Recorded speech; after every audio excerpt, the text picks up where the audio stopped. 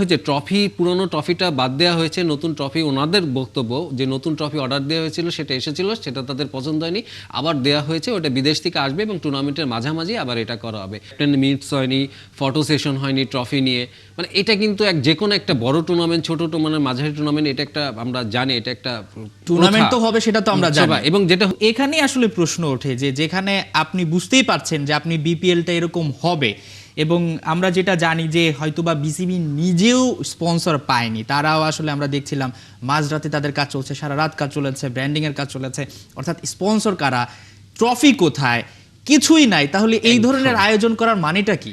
একদম, আপনার কালকে তো দৃশ্যটা এত অড লেগেছে, আপনি দেখেন কোনো ক্যাপ্টেন মিটস হয়নি, ফটো সেশন হয়নি ট্রফি নিয়ে, মানে এটা কিন্তু যে কোনো একটা বড় টুর্নামেন্ট, ছোট টুর্নামেন্ট, মাঝারি টুর্নামেন্ট, এটা একটা আমরা জানি এটা একটা টুর্নামেন্ট তো হবে, সেটা তো আমরা জানি। এবং যেটা হয়েছে ট্রফি পুরনো ট্রফিটা বাদ দেওয়া হয়েছে, নতুন ট্রফি ওনাদের বক্তব্য যে নতুন ট্রফি অর্ডার দেওয়া হয়েছিল সেটা এসেছিল, সেটা তাদের পছন্দ হয়নি, আবার দেওয়া হয়েছে, ওটা বিদেশ থেকে আসবে এবং টুর্নামেন্টের মাঝামাঝি আবার এটা করা হবে।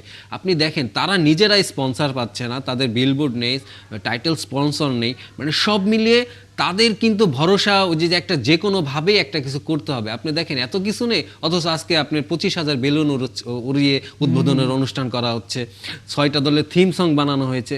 এগুলো আপনার মানে এগুলো আমি ক্রিকেটের বাইরে, ক্রিকেট বাদে মাঠের বাইরে সব ধরনের আছে। হ্যাঁ, মানে কিন্তু মাঠের ক্রিকেট নাই, আপনি যোগাযোগ করতে পারছেন না ফ্র্যাঞ্চাইজিগুলোর সাথে, তাদের মনিটরিং করতে পারছেন না। এই দুর্বলতাগুলো তো আপনার, এই দায়টা নিতেই হবে। এবং কালকে চিটাগাং এবং নোয়াখালী যে উদাহরণটা দিল, সবাই বিব্রত।